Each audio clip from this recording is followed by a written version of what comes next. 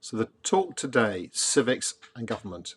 This is really all about the US government, how it works, how the history behind how it works, the balance of power between the central government and the states, um, the US Constitution that was introduced to try and manage how America was going to work. The original 13 colonies that became the 13 states had a revolution. They fought the British and successfully were able to get independence from Britain. And they had this great opportunity to form a government for themselves. The colonies were each, to an extent, democratic. I say an extent because it was free landowning men that were allowed to vote, but that the ethics of democracy were there. And so this democratic government could be formed. But there were concerns as to how strong the government should be. It needs to be strong, but not too strong. There were concerns about how should the government be strong centrally, or should the states maintain the power? And you will see going through this, there's how the US has set up its really very unique form of government, and some of it is interesting. Some of it, I'm afraid, is very dry and boring, but you need to know it for GED. When the colonialists gained independence, they had this opportunity. They could create a system for themselves that could serve their new nation in the best way. And in 1776, Thomas Jefferson wrote the Declaration of Independence, and it was signed by delegates from the 13 states. And here is, it might not be very clear to you on the video, but here is the original Declaration of Independence. And in this Declaration of Independence, there were three principles that these 13 states felt were very important for how they wanted their nation to be governed, their independent nation to be governed. And these three things are important in GED. One, natural rights. This idea that people are all born with a natural right given by God, they're created by God, an inalienable right, a right that you cannot disagree with. And the right is life, liberty, and the pursuit of happiness. This idea of life, liberty, which is freedom, and the pursuit of happiness. They obviously weren't thinking too much about the slaves, who they were not having much liberty or happiness. But this first principle, natural rights. The second principle, popular sovereignty. So the popular sovereignty is saying, yeah, the government has power, the government has authority, but it only does so because it's with the agreement of the people. So the government's power is given to them by the people, and if the people no longer give that government consent, then we need to find a new government that the people do give consent to.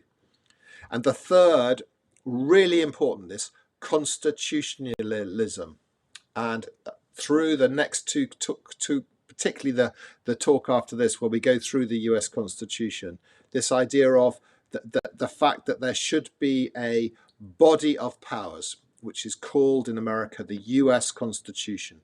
And this body of laws says, if you're going to be governing the US, your powers are limited, and they're limited by the US Constitution. And what the US Constitution does to limit the power of government is in its place to give freedom to people, and the limits to which the government can impinge, can manage your life, is in that Constitution. The US Constitution is the bedrock of American government. The US Constitution was written more than 200 years ago, nearly 250 years ago. But it is still today, it's hugely important in America. It's very precious. And it sets out how the country is to be governed and the limits to that government. The Constitution thinks about democracy. Democracy is all about the majority making decisions. But minorities need to be thought of as well, because often in the minority is always the same people. It might be an ethnic group, it might be a minority religion, that they never get their way because the majority always votes the other way. But the rights of minorities need to be protected too. Then the next, this is a major issue in the US Constitution, is what's called federalism. This is important in GED. This is to do with an argument as to the separation of powers between states and central government. When America got independence, these 13 colonies that became 13 states all agreed that they were going to be part of one new country. But the governments, each of those states had their own government. They'd been ruled independently from each other. And these governments wanted to maintain the rule, and the people living in the states wanted their state governments to be powerful. But it's very difficult to run one country if there's no power in the center. And some people said, if we're going to become the United States of America, there needs to be a strong federal power in the central government at Washington, D.C. The president and Congress, they need to have power. But then the state governments and many people in the states said, but we just don't trust central government. We want the power to be in the state governments, and the states should be able to make these decisions. And this issue of federalism, there were federalists and anti-federalists. Federalists believing that strong central government was the best way to manage America, and anti-federalists who believed, no, it should be weak government, central government, and strong state government, which is the best way to run the country.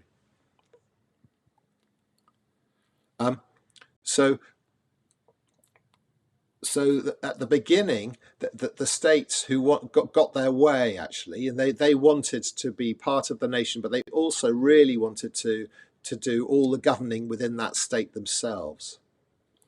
And the biggest disagreements were to the extent to which power should be in the central government, or which is the federalists wanted power in central government, and the anti-federalists wanted the state governments to keep the power for themselves. At the beginning, the anti-federalists were the successful ones. They managed to get the Articles of Confederation agreed. And in the Articles of Confederation, which was the initial way that America was run, not the way it's now run, but for the first 10 years of America, it was the Articles of Confederation, and these were used to manage this newly independent US. And the way the Articles of Confederation worked was they gave almost all the power to the states. And this way of governing failed because you needed some power in central government. For example, the federal government couldn't even raise taxes. And so after 10 years or so, the 13 states realized that although it was regrettable, the Articles of Confederation didn't work, and they needed to be replaced with a new rule book. And this new rule book was the US Constitution. And this new rule book, well, then in 1789, the new US Constitution is still today used in America.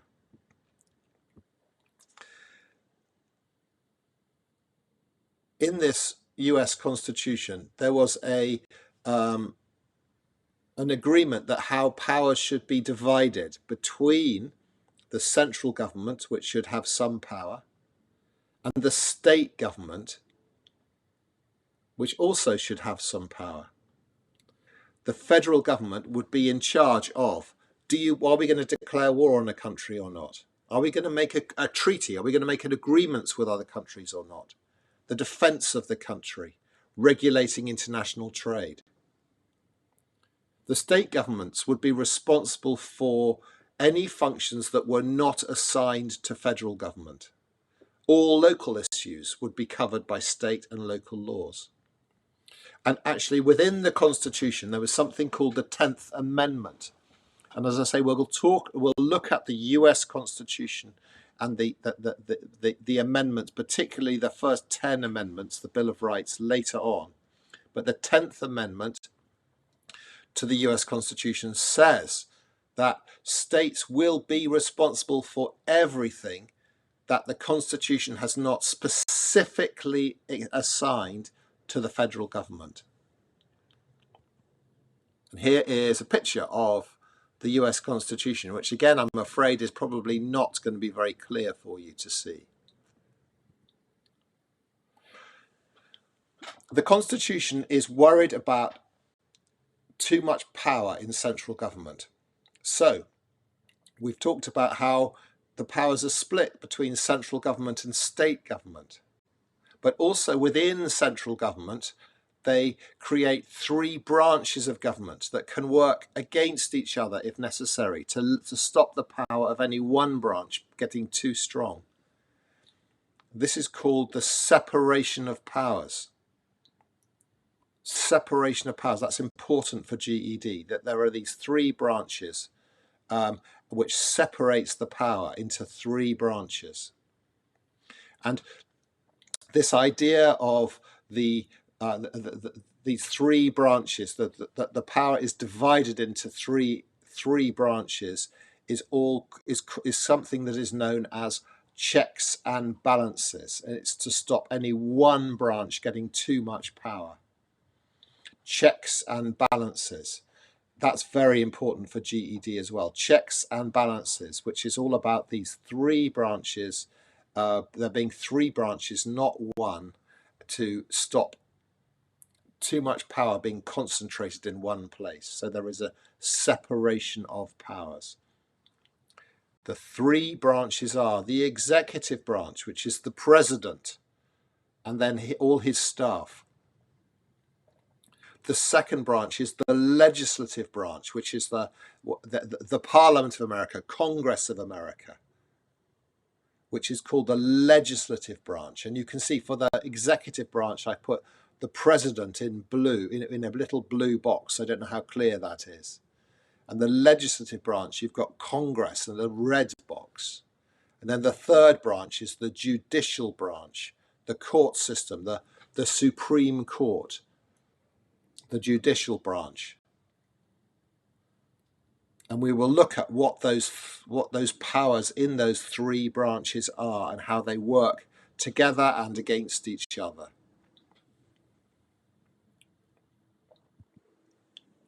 So the checks and balances of these 3 branches which have been produced to create a separation of powers. You've got the president, the Congress, Supreme Court. The Congress can make laws and allocate funds. But if the Congress make a law, if the president doesn't like it, he can veto it. He can forbid it. The president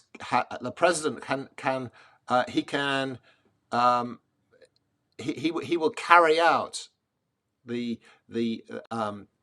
those laws that he does agree with. He will appoint justices to the Supreme Court. If someone in the Supreme Court dies and they need a replacement, the president will choose the replacement. The Supreme Court will rule on how the president is performing in running the country. If he does something which is against the US Constitution, they will stop it.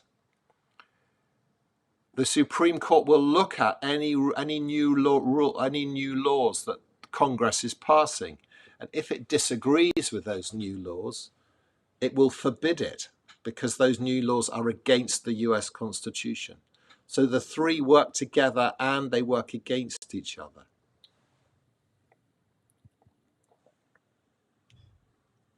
So again, we've got the legislative branch makes law. There are two elected houses called the Senate and the House of Representatives within the legislative branch. And we'll talk more about those two elected houses later. But the legislative branch makes the laws. The executive branch, the president, who is elected in a separate presidential election, enforces the laws that Congress have passed. He can also, if Congress make a law that he disagrees with, he can veto those Congress. And then finally, you've got the judicial branch, which is the court system. The Supreme Court is the highest court, and it is responsible for interpreting the laws, looking at the US Constitution and saying, are the laws that the legislative branch are introducing, are they allowed within the US Constitution? Is the president behaving in a constitutional way? And if they interpret that they're not, then they can stop it. They have the power to stop it. Now let's go into these in more detail. The legislative branch, called the US Congress. Now this is going to get a little bit boring now, but it's important that you do it. Learn this for GED. The legislative branch, the Congress, like the parliamentary system, but they don't call it Parliament in America. They call it Congress. Is made up of two houses. So two parliaments. Again, they call them houses. There's the House of Representatives, and that is the lower house, and there is the Senate, the upper house. They are both equally powerful, but they differ in size, and also they differ in how they are elected. They may not always agree with each other. The powers of Congress are listed in Article 1 of the US Constitution. And you will see the powers of the president, the executive, in Article 2, and the powers of the third, the judicial branch, is in Article 3. And these powers can be expanded in certain situations, we call it the elastic clause. But the powers of the legislative branch, the powers of Congress, are to tax, to regulate commerce and the currency, to introduce bills, that's to introduce laws, to manage the military and to declare war, to admit new states. So when the Constitution was written, America was a small 13 states based on the east coast of America largely, and it expanded hugely. So there are 50 states today. I don't expect there'll be a lot of new states being admitted to the US today, but back in the late 18th century, this was a big job. To approve, not to negotiate international treaties. So when the president has negotiated international treaties, the Congress can approve them, and to impeach the president. Impeach means fire. They can fire the president if he's found to have behaved badly. And this is where the legislative branch, where Congress sit, the two houses both sit in separate places on Capitol Hill in Washington, D.C. And they see that beautiful building, which is actually very near the White House, which is where the president lives. The House of Representatives, the lower of the two houses in the legislative branch, has got 435 members. These are elected from districts. America is divided into 435 districts, and each district has about the same number of people in it.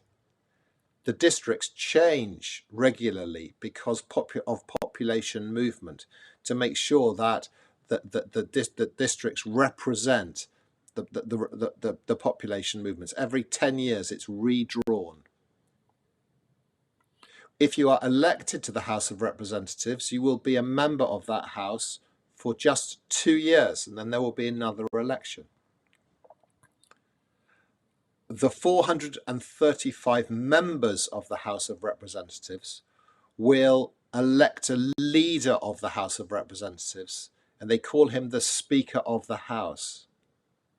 The Speaker of the House, as well as being head of the House of Representatives, has another important role, and that is that he is third in line to the President.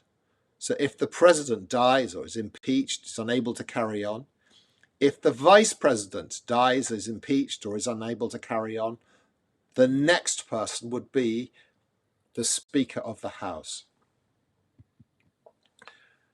The Senate is the upper house within the legislative branch. The two houses, lower house, House of Representatives, upper house, the Senate. 100 senators.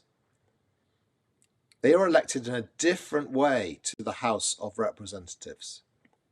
From each state in America, 2 people are sent to the Senate, 2 senators from each state. Now, this might seem strange because the populations in the different states is very different. California, with a population of nearly 40 million people, sends 2 senators to the Senate. California's 2 senators. But Vermont, which only has 500,000 people, also sends 2 senators to the Senate. So it feels slightly unfair. The Californians don't have nearly as much power, democratic power, as the people of Vermont.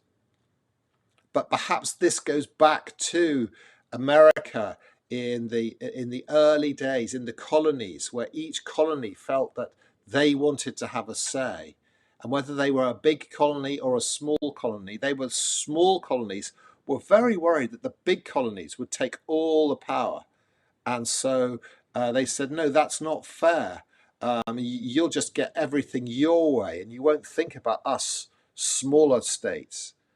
And so the Senate has been drawn up in this way. So each state, whether it has a lot of people in it or very few people in it, gets to send 2 people to the Senate. The senators each serve a 6-year term. Remember, the House of Representatives, it's only a 2-year term. But in the Senate, we don't have it all at the same time, which is what happens in the House of Representatives. Every 2 years, about a third of them get up for election. If the president negotiates a treaty, an international treaty, an agreement with another country, it requires a 2/3 majority in the Senate for that to be ratified. Now, we notice in the House of Representatives, their leader was elected and he was called Speaker of the House. In the Senate, actually, the head of the Senate is always the Vice President. The Vice President is not elected like the other 100 senators. So he's like the 101st person in there. The Vice President is actually chosen. Who is to be Vice President is chosen by the President, chooses the Vice President as his mate. And the Vice President will be the leader of the Senate. And he'll only vote, though, if there is a tie in the Senate. So if it's a 50-50 vote between the 100 senators, the Vice President will come in with his vote as the deciding vote. Now we've looked at the legislative branch. Now let's look at the executive branch. Now this could get very boring, so be prepared. If you want to, there may be slides I'll tell you to take pictures of, and you can go away and look at them at your leisure. I'm sorry it's so boring, but I need to tell you it for GED. The executive branch, this is the president's branch. So it's the president the vice president who is chosen by the president, and then those agencies, the government departments that enforce the laws. The president is elected every 4 years with a special presidential election. There's one coming up in November 2024, so quite soon. If you are president, you can serve 2 terms. So you can serve each term is 4 years. So if you are allowed to serve 2 terms, you can be president for 8 years, but no longer. And while Article 1 of the Constitution gives the responsibilities for the legislative branch, Article 2, it gives the responsibilities of the executive branch, what the president is responsible for. He's commander-in-chief of the armed forces. He can appoint new justices to the Supreme Court. He can choose his executive officers who are going to run the different departments that enforce the laws, and execute and enforce those laws that have been passed by Congress.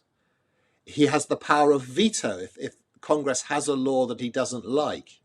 Now, Congress can actually override that veto. They can say, well, I'm sorry, Mr. President, but we're going to ignore your veto.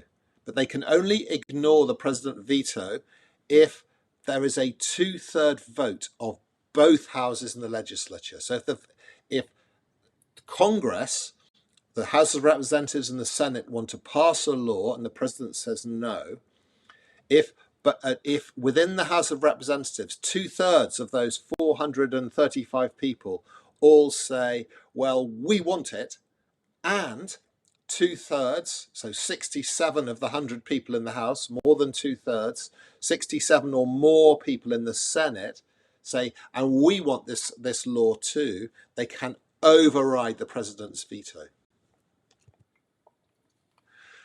The president must be 35 years old or older.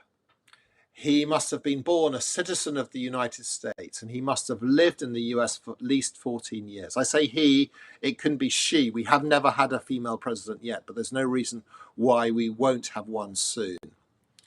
If the president dies or is impeached, he can't carry on. The vice president takes over. And if the vice president can't carry on, then the Speaker of the House, which is the leader of the House of Representatives, he would take over. And here is a picture of the White House where the president lives and where his team work. Now this is the bit where I might say take slide shots if this is getting too boring for you, because the president has a cabinet with many of his advisors in it. And these advisors are heads of the executive departments. The head of the Department of Justice is called the Attorney General. But otherwise, the department heads are called secretaries. The Secretary of State is the head of the Department of State. But other department heads are called secretary. We're now going to go through these departments. This is where it gets quite dull. There's a picture here which I'm sure you can't see very clearly, but I'm going to show you it in a different way. And I'm going to go through these departments, and it's really dull. So I'll try to do it as quickly as I can. Why don't you take a slide shot of this? Agriculture, and these are all the different departments. You may have the same things in Myanmar. I think you have ministries, you call them. Ministry of Education, Ministry of Defense, and these are called departments. Agriculture, commerce is really the economy. They also have this thing called the Census Bureau in the Department of Commerce. And I've seen questions in GED about the Census Bureau. The census is I'm not sure how many years, but every after so many years, there will be a census taken where they're really just seeing how many people there are in America and kind of what they're like, how old they are, where they are, what their religion is, a census. The Department of Defense, that's pretty obvious what that is. It's the largest department. The Department of Health and Human Services. The next one, the Department of Homeland. Again, maybe take a slide shot of this if you want to. The Department of Homeland Security is something you may get asked about. It was set up very recently, so there didn't used to be a Department of Homeland Security. But after the 9/11 terrorist attack, when Al-Qaeda terrorists using aeroplanes destroyed the World Trade Center and attacked the Pentagon as well, America realized they needed to have a department to look after security within America. So this Department of Homeland Security looks after immigration and also security within the country. Department of Housing, that's pretty obvious what that does. Department of the Interior looks after the country's natural resources, like their parks, their wildlife, etc. The Department of Justice, which is different to the Supreme Court. This is part of the executive. So this is is responsible for enforcing laws, protecting crime, the prosecution of criminals, and the prison system. The Department of Labour, which is all about looking after employees and laws about employees.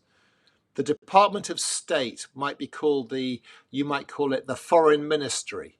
It's about the Department of State is about actually how is the US's relations with other countries. So the diplomatic service, their ambassadors abroad, and foreign policy. Department of Transportation, like their roads and rail and air networks. The Treasury is responsible for taxes, the finances of the country, producing their banknotes and coins. The stability, the financial stability of the country. Veteran Affairs. If you are a veteran, so you've served in the American Armed Forces, then the government will give you perhaps look after you a little bit better than if you hadn't been in the services. Medical care, other benefits given to those people who and their families if they had served in the armed services. So we're through the most boring bit of that, and I'm sorry about it. It was dull, but I have to tell you about it. So we've looked at the legislative branch. We've looked in detail at those two houses, the lower house, the House of Representatives, with 435 people, each elected every 2 years. The Senate, 2 senators from each state, so 100 senators in total, serving 6-year terms. We've looked at the executive branch and all those different departments that the president looks after. Now the third branch, the judicial branch, and within this I want to focus on the Supreme Court, which is the highest court in the judicial branch. And most of GED, this is what, if you're going to be asked questions on the judicial branch, it's almost certainly going to be the Supreme Court that's the focus. And they can look at these laws that Congress are passing and say whether they're constitutional or not, whether the way the states are behaving is constitutional or not. And it requires a majority only. There are 9 justices in the Supreme Court, and they will rule. And if 5 or more say one thing, then that is their ruling. They serve for life. They're appointed by the president, but once you're in, you're in. And the head is called the Supreme Justice.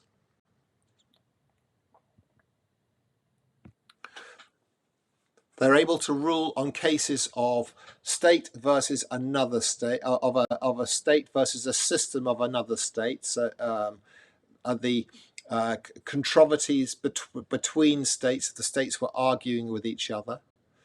They can rule as to who's right. They can rule on patents and copyright issues. and their role is to interpret laws, whether they are federal or state laws, and they can say whether they are constitutional or not constitutional. As their job is to interpret, rather, they tend not to hold actual trials. There are other courts in the judicial branch. Don't worry too much about these, because I haven't seen questions in GED on the lower courts so much. The district courts and the courts of appeal, most federal cases are tried by the district courts, and the courts of appeal responsible for reviewing those district court cases that are appealed. But they are inferior to the Supreme Court. At the end of the day, whatever the Supreme Court says goes. Now, let's look at some questions. We're through the boring stuff, and let's see how much you've learned. First thing, GED question: which branch of government is responsible for deciding whether a law is constitutional? A, legislative branch, B, executive branch, C, judicial branch, or D, state branch? What do you think the answer to that is? Well, the first thing that I'm going to think to myself, is I'm going to say, well, actually, they're under checks and balances, under the separation of powers. The US powers were separated into three branches, and we've got four here. The three branches were legislative, executive, and judicial. So I know it's not D. And the legislative branch is one that's there to invent laws, to make up new laws. The executive branch, the president, is there to carry out those laws or veto those laws. And the judicial branch is there to decide whether, if there's a new law, is to decide whether that new law is constitutional or not, and whether the law is being carried out is constitutional or not. So the branch which is deciding whether a law is constitutional or not is C, the judicial branch. Do you all get that? Let's try the next one. The next one is, again, looking at this idea of the federal government being divided into three branches: executive, judicial, and legislative. This is so important in GED to know that the government is divided into three branches, and that is separation of powers, and it's to limit the power of each one, the checks and balances. And you can see here in this chart, which would be given to you in GED, you'd actually have this chart in front of you before you have to answer the question. So in GED, often the information that's required to answer the questions is actually given to you. But if you understand the process, if you understand what the chart is all about, it makes answering that question much more easy. We'll go back to this. We'll go back to this in a second. Let's look at what the question is, and then come back to this slide. The question is, question 2: which choice correctly completes the following sentence? Congress has so many members, including something senators and something representatives. So senators are people in the Senate, representatives are people in the House of Representatives. And you can see here, Congress has 100 members, including 535 senators and 435 representatives. Well, I don't think, if Congress has got 100 members, well, 535 senators and 435 representatives gets to 970, so that doesn't add up. B, Congress has 435 members, including 100 senators and 535 representatives. Well, 100 plus 535 is 635, so that can't be true.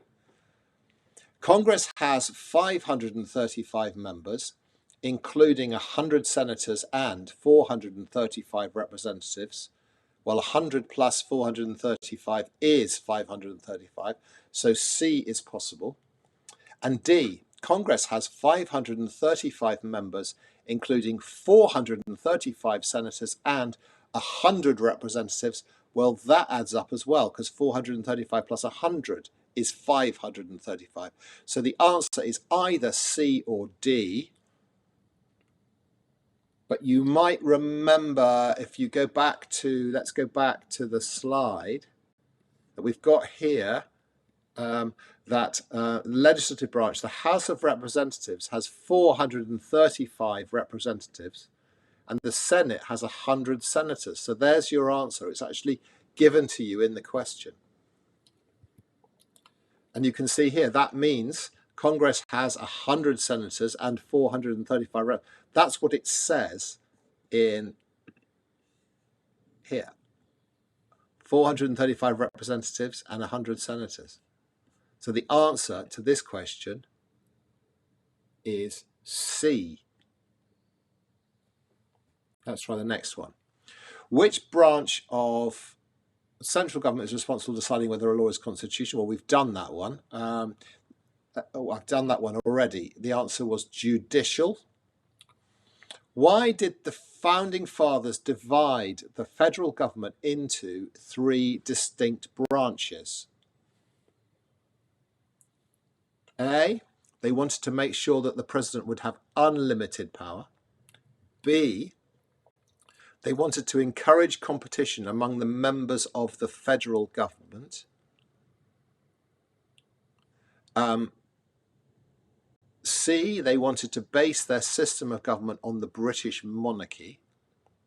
Or D, they wanted to ensure there were checks and balances to prevent any one part of the government becoming too powerful. Well, one really stands out to me because it's what I've been banging on about for the last 10 minutes.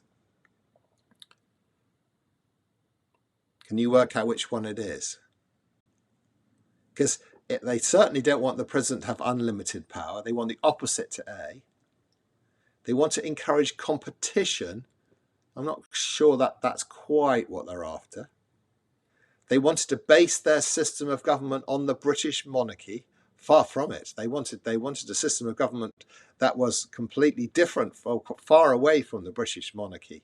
Or D, they wanted to ensure there were checks and balances. That checks and balances. I've talked about that quite a lot, to prevent any one part of the government from becoming too powerful. The answer to question 4 is D. Question 5. Now, question 5 is quite complicated because you've got, this is a Supreme Court decision, and you've got what the Supreme Court said in 1896 here. You might want to take a photograph of this if you want to, a slide shot of this. Then you've got what the Supreme Court said in 1954. Now, what the Supreme Court said in 1896 here, what the Supreme Court said in 1954, they're talking about the same thing, but they've got slightly different conclusions. So let's look at the question. The question says, the first excerpt is from Plessy versus Ferguson, 1896, which sustained the constitutionality of Louisiana's racist Jim Crow law. Sustained means it allowed it. It said it's okay. So Louisiana had a law that was very racist called the Jim Crow law. And the Supreme Court in 1896 said, no, actually, no, that's fine. You're allowed to do that. The second excerpt is from Brown versus Board of Education of Topeka, Kansas, 1954, which overturned the court's previous ruling. So in 1954, they looked at the same issue again, and they said, but what they decided in 1896, they changed their mind. They overturned it, said, no, we're actually going to say that it's not constitutional. And what they want you to do is to read these two, and I'll go through them now. We consider the underlying fallacy of the plaintiff's argument to consist in the assumption that the enforced separation of the two races stamps the coloured race with a badge of inferiority. This is quite difficult language. This is really old English, very formal. If this be so, it is not by reason of anything found in the Act, but solely because the coloured race chooses to put that construction on it. The argument also assumes that social prejudice may be overcome by legislation and that equal rights cannot be secured except by an enforced commingling of the two races. If the civil and political rights of both races be equal, one cannot be inferior to the other civilly or politically. If one race be inferior to the other socially, the Constitution of the United States cannot put them upon the same place. So he's saying that the Constitution has got no role to play in this particular argument. And so this idea of enforced separation, which you can see on line 2, they're not going to stop. Then in the next one, to separate them, 1954, the Supreme Court's deciding on this disagreement between Brown and the Board of Education of Topeka in Kansas. He's saying to separate them from others of similar age and qualifications solely because of their race generates a feeling of inferiority as to their status in the community that may affect their hearts and minds in a way unlikely ever to be undone. We conclude that in the field of public education, the doctrine of separate but equal has no place. Separate educational facilities are inherently unequal. So this was a Supreme Court ruling about whether African Americans could be prevented from going to a school purely because of their race, and saying that is unfair. You cannot do that. That is unconstitutional, which is overruling what was said in 1896 in this case. So for this question, you're having to deal with quite difficult language. And then let's look at the question. So the first excerpt is from Plessy versus Ferguson, which sustains the constitutionality of Louisiana's racist Jim Crow law. And the second excerpt is from Brown versus Board of Education of Topeka, Kansas, which overturned the court's previous ruling. What can you conclude about these two landmark Supreme Court decisions? Well, if you look into the question, look at that word overturned.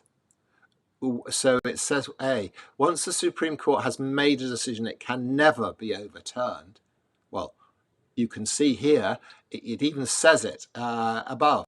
The second excerpt is from Brown versus Education of Topeka, Kansas, which overturned the court's previous. So it can, because here's an example where exactly that happened. B, Supreme Court decisions can be overturned by the president. Well, not only is that not true, but there is nothing in either of these two rulings that even mentions the president. So B is irrelevant, as well as being wrong, is irrelevant, is not even mentioned. C, the Supreme Court can reverse its previous decisions if the justices feel that a mistake has been made. Well, that looks like the right answer, because here you saw an example where they have overturned. The decision's been made, then later they've changed their mind, said, no, I think that's wrong. I think we're going to do it a different way. But let's just check. Let's look at D and see what D says. The Supreme Court decisions can be overturned by state courts. Well, again, the state courts are not. It's the Supreme Court that's making the decisions in both of these cases. So there's nothing about the states' courts; they're not even mentioned. So D, as well as being wrong, is also, it's just not relevant here. So the right answer to question 5 is C. So that's the end of the first talk about US government and civics. And then in the next one, we're going to look at the US Constitution in a bit more detail. I'm sorry, it's very dry, but you just have to understand this if you're going to pass GED. It's such an important part of the GED exam.